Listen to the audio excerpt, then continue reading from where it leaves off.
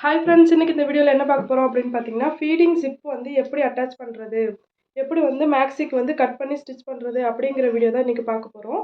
So ரொம்பவே ஈஸியாக புரிகிற மாதிரி தான் நான் வந்து சொல்லி கொடுத்துருக்கேன். முடிஞ்சவங்க ட்ரை பண்ணி பாருங்கள். ட்ரை பண்ணி பார்த்துட்டு எப்படி இருக்குது அப்படிங்கிறத கண்டிப்பாக கமெண்ட்டில் சொல்லுங்கள். இப்போ வந்து பார்த்தீங்கன்னா நான் பேக் பார்ட் மார்க் பண்ணியிருக்கேன். இது வந்து நார்மலாக நீங்கள் எப்படி மேக்ஸிக்கு வந்து மார்க் பண்ணுவீங்களோ அதே மாதிரி மார்க் பண்ணிக்கோங்க. பேக் பார்ட் மட்டும் தனியாக மார்க் பண்ணியிருக்கேன்.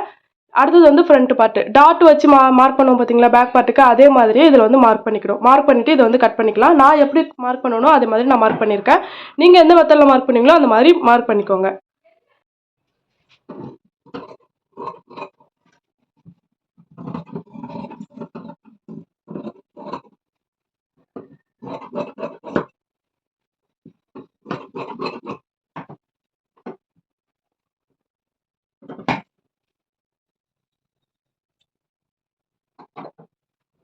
இப்போ வந்து பேக் பார்ட்டை நம்ம கட் பண்ணி எடுத்தாச்சு. இதை வந்து நம்ம ஃப்ரண்ட் பார்ட் மேலே போட்டு அப்படியே கட் பண்ண போகிறோம். ஃப்ரண்ட் பார்ட் வந்து இப்போ கட் பண்ண போகிறோம்.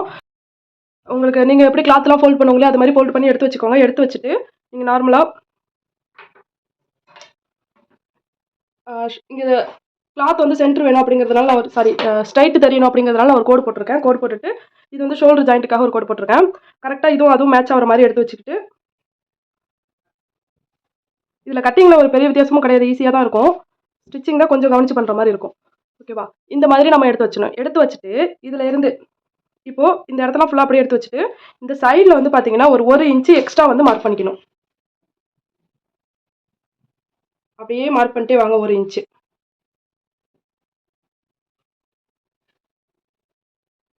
அதுக்கப்புறமா நம்ம தைக்கும் போது பார்த்தீங்கன்னா சைஸ் பார்த்து கட் பண்ணுவோம். அதனால வந்து நம்மளுக்கு எக்ஸஸ் இருந்தால் பிரச்சனை இல்லை. இந்த மாதிரி நம்ம சைடில் வந்து 1 இன்ச்சு தள்ளி நம்ம வந்து சுற்றி மார்க் பண்ணிக்கணும். இப்படி மார்க் பண்ணிவிட்டு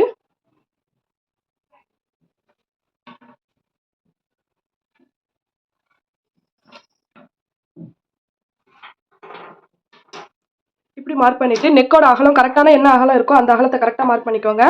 இது வரைக்கும் முடிஞ்சிருச்சு. மார்க் பண்ணிவிட்டு ஃப்ரண்ட்டுக்கு நெக்குக்கு உங்களுக்கு எவ்வளோ லென்த் வேணுமோ அந்த லென்த்தை வந்து மார்க் பண்ணிவிட்டு நம்ம வந்து பாக்ஸ் போட்டு நார்மலாக எப்போதும் போல் கட் பண்ணி எடுத்துடலாம்.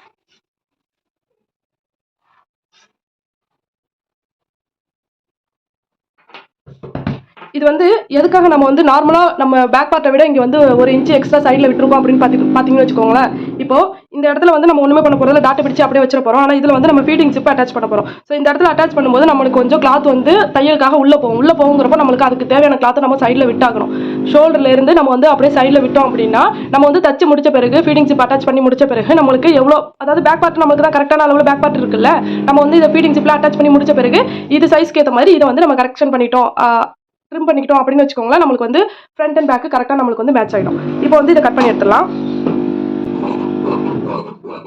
இதில் வந்து பார்த்தீங்கன்னா நம்ம இந்த உள்வெட்டு எல்லாமே நம்ம இப்போவே கட் பண்ண வேண்டாம். அது வந்து ஸ்டிச் பண்ணி, அதாவது ஃபீடிங் ஜிப்பில் அட்டாச் பண்ணி முடிச்ச பிறகு நம்ம வந்து ஸ்டிச் பண்ணிக்கலாம், கட் பண்ணிக்கலாம். ஓகேங்களா? இப்போ வந்து இதில் கட்டிங் அவ்வளோதான். கட்டிங் வந்து ரொம்பவே ஈஸியாக தான் இருக்கும்.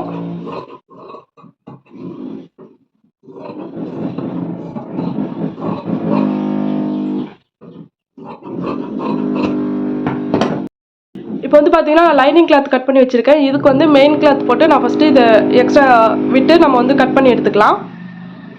சுற்றிலுமே வந்து நிறைய துணி இருக்கிற மாதிரி ஒரு 1/2 இன்ச்சுக்கு மேலே துணி இருக்கிற மாதிரி விட்டுட்டு நம்ம வந்து இந்த மாதிரி கட் பண்ணி எடுத்துக்கலாம்.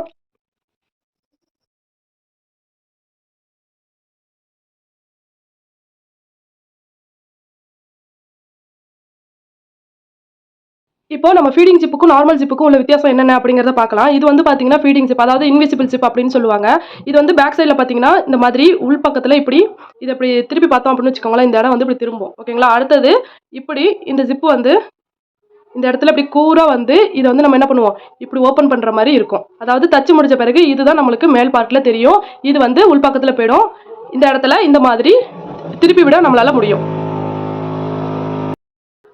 அடுத்ததாக பார்த்தீங்கன்னா இது வந்து நார்மல் ஜிப்பு. நார்மல் ஜிப்பில் நீங்கள் இதை அந்த மாதிரி இதில் திருப்ப முடியாது. அதாவது ஒரு லைட்டாக ஃபோல்டிங் மாதிரி இருக்கும். இதில் அந்த மாதிரி இருக்காது, நார்மலாக இருக்கும். இது வந்து உள்பக்கம் வரும், இது வந்து வெளிப்பக்கம் வரும். இந்த ஜிப்பை பார்த்தாலும் உங்களுக்கு வித்தியாசம் தெரியும்.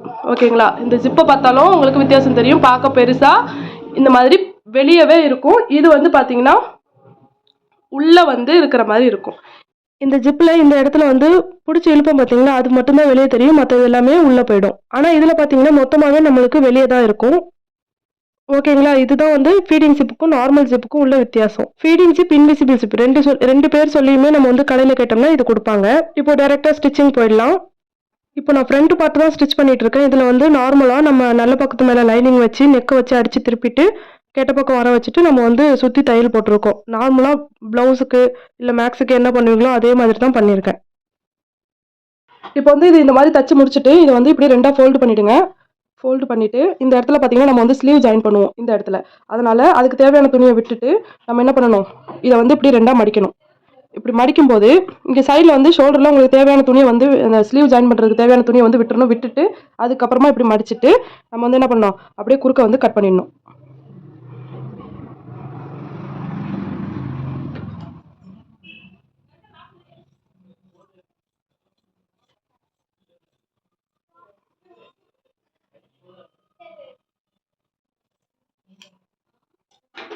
இப்போ கட் பண்ணியாச்சு. கட் பண்ண பிறகு பார்த்தீங்கன்னா, இந்த சைடு இப்படி வந்து 3 பீஸா வந்துரும். இதுல வந்து இப்போ நான் ஒரு பீஸ்ல வந்து உங்களுக்கு எப்படி ஜாயின் பண்ணணும் அப்படின்னு சொல்றேன். இதுல வந்து இப்படி இதுக்கு மேல தூக்கி இத போட்டுருங்க. இதுல வந்து ஃபர்ஸ்ட் என்ன பண்ணணும் அப்படின்னா, இது மெயின் கிளாத்தையும் இதையும் சேர்த்து வச்சு ஃபர்ஸ்ட் ஒரு தையல் போட்டுக்கலாம். ஏன்னா நவுந்து நவுந்து வருது அதனால. ஒரு நீட்டா ஒரு தையல் போட்டுட்டு அதுக்கப்புறமா இப்படி இத கரெக்ட்டா இப்படி மேட்ச் பண்ணிக்கோங்க. மேட்ச் பண்ணி வச்சுட்டு, இந்த இடம் வந்து ஷோல்டர் ஜாயின் பண்ணிடுவோம். அதுல இருந்து கீழ வந்து அபெக்ஸ் பாயிண்ட்ன்ட்டு ஷோல்டர்ல இருந்து நம்மளோட நிப்பிள் எந்த இடத்துல இருக்கோ அது வரைக்கும் நம்ம வந்து ஒரு மார்க் பண்ணிக்கணும். ஓகேங்களா? அந்த மார்க் பண்ணிட்டு அதுக்கு மேலேயும் கீழேயும் நம்ம வந்து ஒரு 2, 2 1/2 இன்ச் அதிகமா விட்டு நம்ம வந்து ஒரு கோடு ஒண்ணு போட்டுக்க போறோம். இப்போ இங்க இருந்து இங்க 1/2 இன்ச் விட்டு நம்ம வந்து என்ன பண்ணிக்கணும், இப்படி ஒரு கோடு போட்டுக்கணும். அதே மாதிரி இந்த இடத்துலயும் 1/2 இன்ச் விட்டு ஒரு கோடு போட்டுக்கணும்.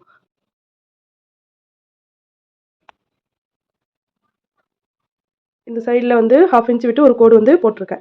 இது வந்து பார்த்தீங்கன்னா நிப்பிள் பாயிண்ட், அதாவது அபெக்ஸ் பாயிண்ட் ஷோல்டர்ல இருந்து நிப்பிள் எந்த இடத்துல இருக்கோ அது வரைக்கும் வச்சுட்டு, அதுக்கு மேல ஒரு 2 1/2 கீழ ஒரு 2 1/2 வச்சுட்டீங்கன்னா கரெக்ட்டா இருக்கும். வச்சுட்டு நம்ம என்ன பண்ணிடணும், 1/2 இன்ச் சைடுல மார்க் பண்ணி இந்த மாதிரி ஒரு கோடு ஒண்ணு போட்டுக்கணும். இப்போ நம்ம கட் பண்ணோம் பார்த்தீங்களா, அதுல வந்து பார்த்தீங்கன்னா, மெயின் கிளாத்தும், லைனிங் கிளாத்தும் தனித்தனியா போயிருக்கும். ஸோ அத 2த்தையும் ஜாயின் பண்ற மாரி நம்ம என்ன பண்றோம், ஒரு தையல் வந்து போட்டுக்கிறோம். 2 பக்கம் கட் பண்ணோம் பார்த்தீங்களா, இந்த பக்கம் 1, அந்த பக்கம் 1 மொத்தம் 4 இடத்துல நம்ம தையல் போடுற மாரி இருக்கும். இப்போ தையல் போட்டுட்டு நான் எப்படி இருக்கு அப்படிங்கிறத காட்டுறேன். நல்லா ஓரத்துல கரெக்ட்டா மெயின் கிளாத்தும் இதுவும் கரெக்ட்டா இருக்கிற மாரி எடுத்து வச்சுட்டு, கொஞ்சம் கொஞ்சம் அட்ஜஸ்ட்மென்ட் இருந்துச்சுன்னா அட்ஜஸ்ட் பண்ணி வச்சுட்டு, நீங்க வந்து தையல் போட்டுருங்க. இப்போ பார்த்தீங்கன்னா, நான் 3 பக்கமும் தையல் போட்டுட்டேன். பார்த்தீங்கன்னா தெரியும், நல்லா ஓரத்துல வந்து மெயின் கிளாத்தும் இதுவும் வந்து கரெக்ட்டா இருக்கிற மாரி எடுத்து வச்சுட்டு நம்ம வந்து தையல் போட்டுருக்கோம். இது வந்து லைனிங் இருக்கிறதால நம்ம இப்படி இப்படி ஸ்டிச் பண்ணிட்டு இருக்கோம். இதே வந்து ஒரே கிளாத்தா இருந்தா நம்மளுக்கு ஒரு தடவ கட் பண்ணி அப்படியே வந்து ஃபீடிங் ஜிப் ஜாயின் பண்ணிடலாம். இப்போ கரெக்ட்டா லெஃப்ட் ரைட் எந்த சைடுக்கு எந்த பார்ட் வரும் அப்படிங்கிற மாரி கரெக்ட்டா எடுத்து வச்சுக்கோங்க. நம்ம ஏற்கனவே மார்க் பண்ணியிருந்தோம் பார்த்தீங்களா, ஒரு 1/2 இன்ச் தள்ளி இந்தாண்ட, அது மேலேயே வந்து நம்ம வந்து தையல் போட போறோம். கீழ உள்ள கிளாத்தும், மேல உள்ள கிளாத்தும் கரெக்ட்டா வச்சிருக்கீங்களா அப்படிங்கிறத பார்த்துட்டு, நம்ம கோடு போட்டிருக்கோம் பார்த்தீங்களா, கரெக்ட்டா அந்த கோடு வரைக்கும் நம்ம அப்படியே வந்து தையல் போட போறோம். அந்த கோடு முடியிற இடத்துல, நீங்க வந்து ரஃப் அடிச்சு விட்டுறலாம், இல்லன்னா லாக் ஸ்டிச் வந்து போட்டு வச்சுருங்க. அப்பதான் வந்து அது பிரியாம இருக்கும் அப்படிங்கிறதுனால. அதே மாதிரி கீழ ஸ்டார்ட் ஆகுற இடத்துலயும் நம்ம ரஃப் அடிச்சுட்டு தான் தையல் வந்து முடிக்கணும் கடைசில. ஓகேங்களா?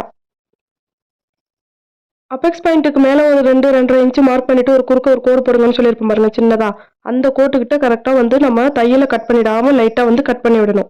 மேலேயும் சரி, கீழேயும் சரி, கரெக்ட்டா அந்த கோடு வர்ற இடத்துல, அந்த தையல் முடியிற இடத்துல இந்த மாதிரி நம்ம கட் பண்ணி விடணும். தையல்ல மட்டும் பற்றாத மாரி பார்த்துக்கோங்க. ஃபீடிங் ஜிப்ப பொறுத்தவரைக்கும் கொஞ்சம் இன்ட்ரெஸ்ட் எடுத்து பார்த்தீங்க அப்படின்னா, ரொம்ப ஈஸியாவே தைக்கலாம். கொஞ்சம் ட்ரை பண்ணுங்க. ஓகேங்களா? இப்போ நம்ம தையல் போட்டு இடையில கேப் இருக்கும் பார்த்தீங்களா, நம்ம கட் பண்ணி விட்டோம் பாருங்க. அது வந்து இந்த பக்கமா இப்படி பெரட்டி விட்டோம் அப்படின்னா பெரட்டி வரும். ஏன்னா, அந்த இடத்துல நம்ம தையல் போடலைன்னா அதனால பெரண்டு வரும். அத வந்து ஒரு இத மட்டும் பெரட்டி விட்டுட்டு நம்ம என்ன பண்றோம், சும்மா கையால தேய்ச்சு வச்சுக்கோங்க. அது அந்த இடத்துல ஃபோல்டிங் இருக்கு அப்படின்னு தெரியறதுக்காக மட்டும் தான். மத்தபடி ஒண்ணும் இல்ல. ஃபுல்லா மேல இருந்து கீழ வரைக்குமே நீங்க வந்து தேய்ச்சு விடலாம். இப்போ வந்து பார்த்தீங்கன்னா, ஜிப் எடுத்துக்கோங்க. எந்த ஜிப் நீங்க ஸ்டிச் பண்ண போறீங்களோ அந்த ஜிப் வந்து எடுத்துக்கோங்க. எடுத்துக்கிட்டு நான் இது எப்படி வைக்கிறேனோ அந்த மாதிரி வைக்கணும் கரெக்ட்டா.